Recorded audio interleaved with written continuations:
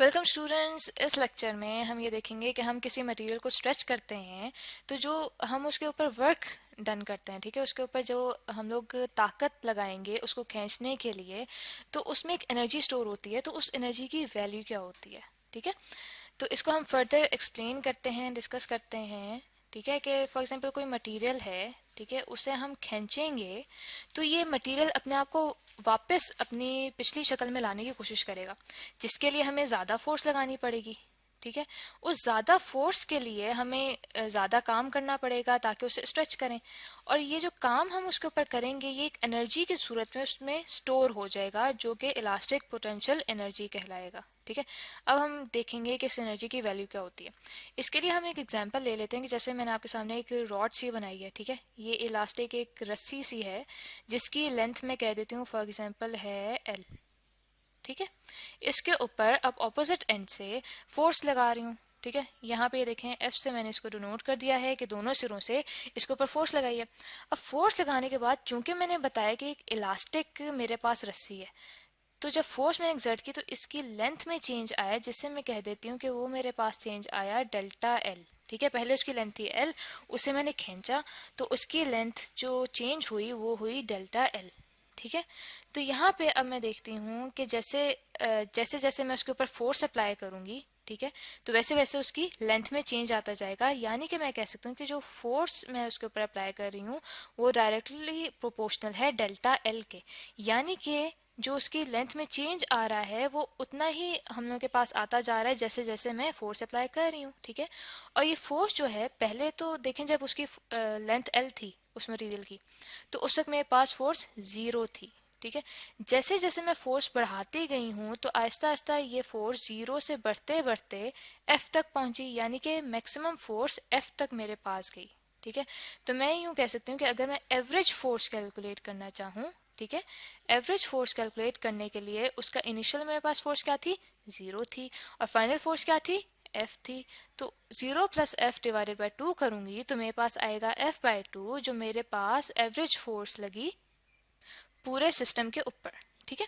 अब मैं work done अगर देखना चाहूँ कि मैंने क्या काम किया है इस रॉड की शक्ल को चेंज करने के लिए, तो वर्क डन जो मैंने किया है उस स्ट्रेचिंग फोर्स के थ्रू, वो मेरे पास आएगा एवरेज फोर्स इनटू एक्स। यानी कि एक्स से मुराद ये है कि जितना मेरे पास वो स्ट्रेच हुआ है, ठीक है, यानी कि इक्विलिब्रियम में उसकी लेंथ अगर एल थी तो उसने कितना और अपने आप को शक्ल को चेंज किया है इस फोर्स के लगने के बाद। तो मेरे पास जो एवरेज फोर्स आई है जो पूरे सिस्टम के ऊपर लगी वो मेरे पास आई 1/2 इंटू एफ, और जो मेरे पास उसकी लेंथ में चेंज आया वो क्या आया, डेल्टा एल, ठीक है।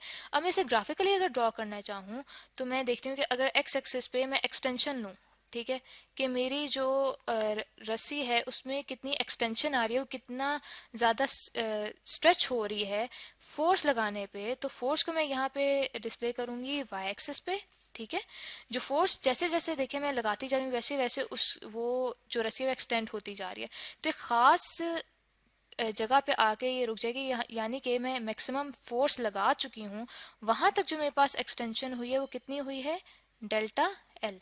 यानी कि मेरे पास जो ये एरिया शो हो रहा है, जिसके ये देखें मैं लाइंस लगा रही हूँ, ये जो मेरा एरिया है इस ट्राइंगल का, ठीक है, इस ट्राइंगल का जो एरिया है वो मुझे देगा कि मैंने कितना वर्क डन किया है इस रस्सी को खींचने के लिए।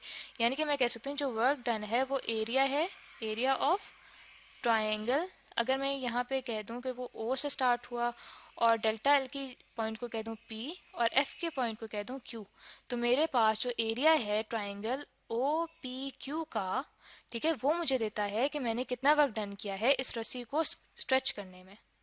अच्छा, यहाँ पे एक और एग्जांपल आपको बताते चलूँ कि जैसे गुलेल होती है, ठीक है। यहाँ पे गुलेल बनाते हैं ताकि हम उसकी एग्जांपल को ज़्यादा आसानी से समझ सकें, ठीक है। जैसे यहाँ पे मैंने गुलेल बनाई है, तो गुलेल को जब मैं खींचूंगी, ठीक है, उस पर फोर्स अप्लाई करूंगी। यहाँ पे फॉर एग्जांपल हमें एक पत्थर सा रख देते हैं, ठीक है। इसको पकड़ के हम पीछे की तरफ जब फोर्स लगा रहे हैं, तो जो फोर्स लगाते हुए मैं उसके ऊपर एक काम कर रही हूँ, ठीक है, यानी कि तरह से वो जो रबर है जिसमें वो पत्थर रख के मैं फोर्स लगा रही हूँ, तो उसके ऊपर मैं काम कर रही हूँ, उसे खींचने के लिए मुझे ताकत लगानी पड़ रही है। तो ये जो रबर है ना, ये उस फोर्स को यूज करेगा, उस वर्क को यूज करते हुए अपने अंदर एक एनर्जी जो है वो स्टोर कर लेगा। यानी कि जो मेरा किया हुआ काम है, मेरी जो लगाई हुई फोर्स है, वो चेंज हो रही है एनर्जी में। ठीक है, इलास्टिक पोटेंशियल एनर्जी में चेंज हो रही है उस रबर की, ताकि जब मैं छोड़ूंगी, ठीक है, मैंने अपना वर्क लगाना खत्म कर दिया, तो वो जो इलास्टिक पोटेंशियल एनर्जी है उसकी वजह से ये जो रबर है ये इस पत्थर को दूर खींच मारेगा। ठीक, दैट मीन्स कि जो हमने अभी अपनी रस्सी को स्ट्रेच किया था, उस पर वर्क किया था, दैट मीन्स कि वो जो वर्क है वो चेंज हो जाएगा, हमारे पास स्टोर हो जाएगा उस रस्सी के अंदर डिफॉर्म एनर्जी की सूरत में। ठीक है, डिफॉर्म, डिफॉर्म से मतलब कि उसकी जो लेंथ है वो चूंकि चेंज हुई, उसे हम कह सकते हैं डिफॉर्म एनर्जी, या फिर उसे हम कह सकते हैं कि वो इलास्टिक पोटेंशियल एनर्जी है। ठीक है, या फिर हम उसे कह सकते हैं कि वो स्ट्रेन एनर्जी है। ठीक है, अब हम इसे एक्सप्लेन करते हैं कि ये तीनों मैंने नाम क्यों दिए उसे। ठीक है, डिफॉर्म एनर्जी यानी कि उसकी लेंथ हमने डिफॉर्म की, चेंज की, तो हम कहते हैं कि उसका नाम ये भी रख सकते हैं इलास्टिक पोटेंशियल एनर्जी। कैसे कि पोटेंशियल एनर्जी हमें पता है कि पोटेंशियल एनर्जी दो चीज़ों की वजह से होती है, एक तो पोजीशन, ठीक है, और दूसरा ये कि कोई चीज़ अपने इक्विलिब्रियम में ना रहे, यानी कि नॉन इक्विलिब्रियम में आ जाए। ठीक है, अब हम देखते हैं कि जो मॉलिक्यूल्स हैं फॉर एग्जांपल, वो अपनी अगर फॉर एग्जांपल जीरो पोजीशन पे मौजूद हैं, ठीक है, तो हमने जब इस रस्सी को स्ट्रेच किया तो वो जीरो से एक्सटेंड हुए फॉर एग्जांपल एक्स तक आ गए, यानी कि वो एक नॉन इक्विलिब्रियम पोजीशन में आ गए। ठीक है, पहले जीरो पे वो एक स्टेबल पोजीशन पे थे, जब उसे मैंने स्ट्रेच किया रस्सी को तो वो अपनी मीन पोजीशन से हट गए। तो दैट मीन्स कि ये जो मेरे पास रस्सी है उसके अंदर एक पोटेंशियल एनर्जी ने जन्म लिया, एक इलास्टिक पोटेंशियल एनर्जी उसके अंदर स्टोर हुई।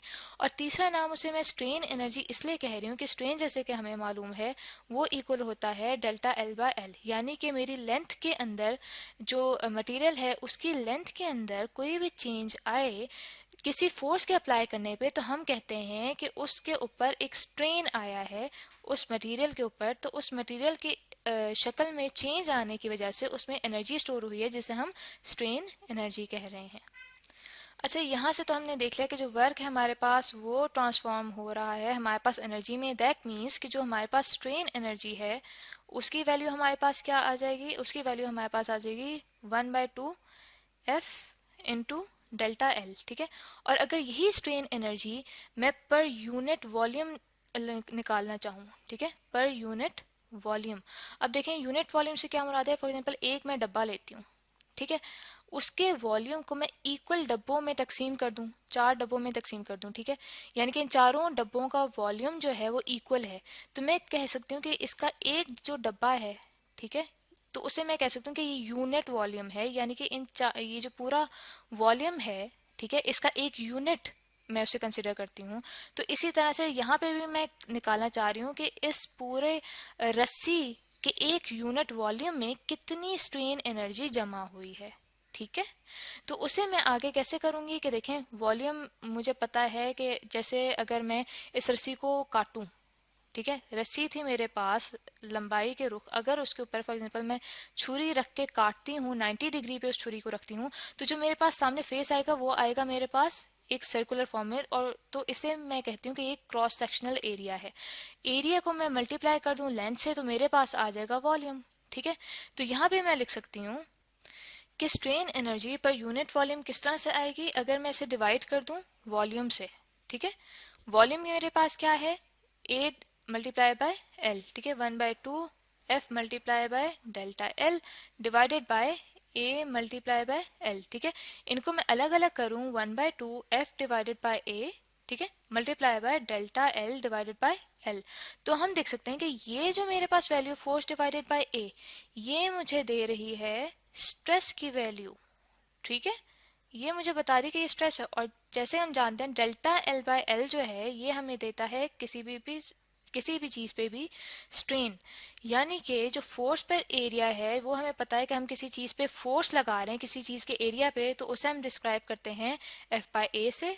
ठीक है, तो इसे मैं यहाँ पे लिख लेती हूँ कि ये मेरे पास स्ट्रेस आया, और इसी तरह से उस फोर्स के अप्लाई करने की वजह से जो लेंथ में चेंज आया मटेरियल की, उसे हम कहते हैं कि हमारे पास आया है स्ट्रेन। सही है।